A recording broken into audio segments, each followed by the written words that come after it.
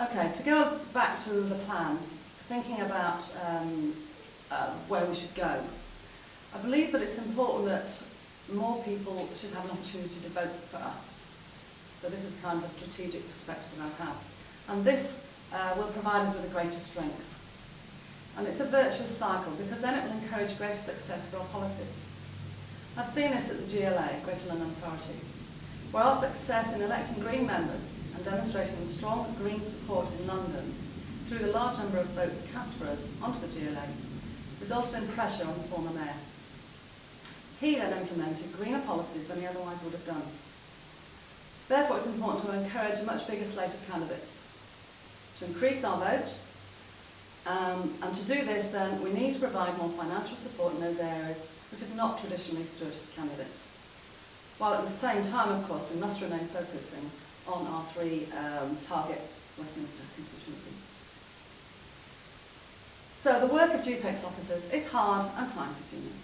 However, it's also rewarding to know that you've contributed to the success of the party. Now, all members of GPEX do this with great commitment. And given this strength of commitment, there can be robust discussion on a diverse range of issues. So in order for us to be successful, we need to treat each other with respect and work together to overcome our differences. And as chair, I will try to ensure this behaviour. It has become apparent that though we've got many female electors representing the party, we seem to have very few women involved in the internal organisation and working for the party. I would like to see more women represented internally as well as externally, and would use my role as chair to support such a shift. And as I work part-time as a lecturer in tourism planning, I have the time and also the commitment the role demands in this vital election year. So, GPEX has got to focus on fighting a successful campaign. I will work to bring unity to a divided party, which is still suffering from the scars of the contentious leadership debate. I'll work to provide a professional party that can win votes and provide leadership in the Green debate. So if you want to see these things, then please vote for me. Thank you. Thank you very much, Jane. I'll now hand over to Rayan Yazan. Thank you all for coming. It has become apparent to me as a grassroots member of the Green Party, someone whose experience with the Green Party is as an activist in trying to elect people, in trying to elect Greens to various different levels of government, that the Green Party needs to change. We find ourselves at quite an extraordinary moment. We're in between elections. We've just come out of a European election. There's going to be a general election and local elections in many places likely next year in England.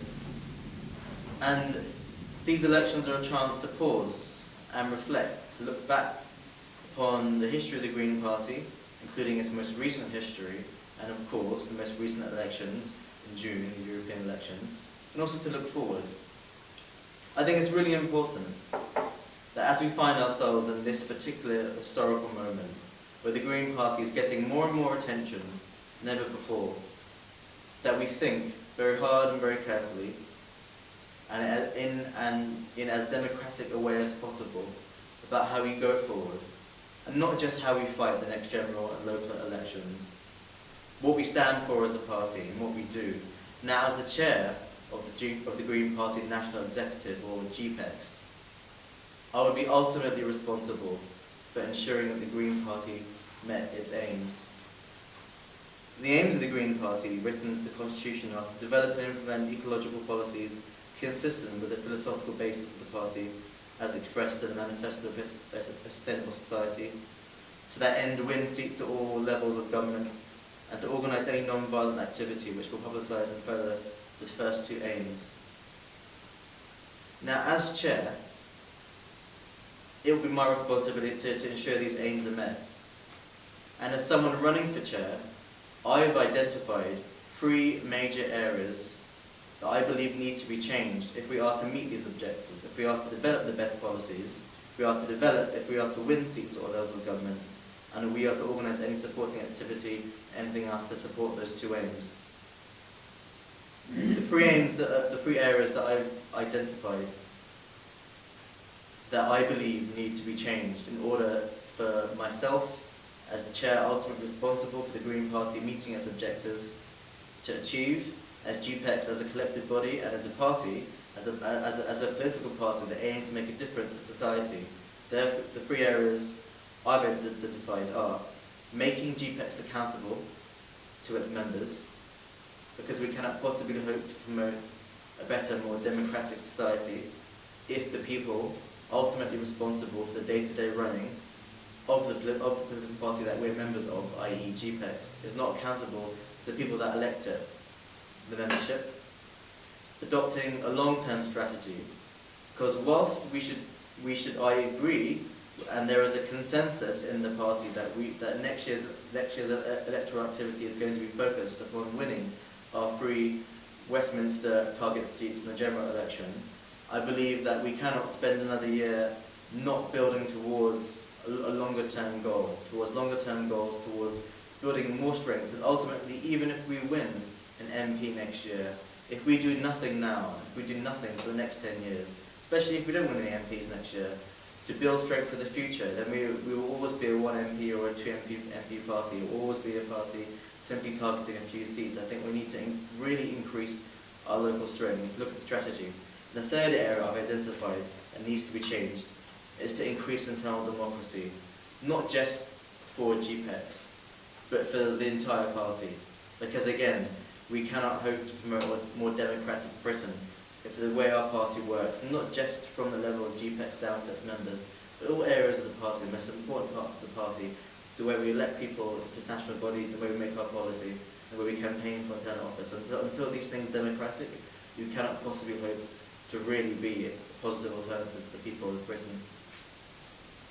So the first area that I believe, as chair, I would call for change, and these, because this is about making GPEX accountable to the membership, I very much take personal responsibility for seeing that these measures were implemented. Of course, it would involve working, and as you'll see as I go through each of the measures I'm proposing, it would obviously involve working with other members of GPEX and making my case. Now, yes, it's not the responsibility of the chair to change everything themselves, but they are responsible for the overall result, and if that requires change, then they're responsible for that change. And I believe that the chair should be able to propose ideas and should be able to propose political strategy, and I think that's something that the chair should be responsible for and shouldn't shy away from doing.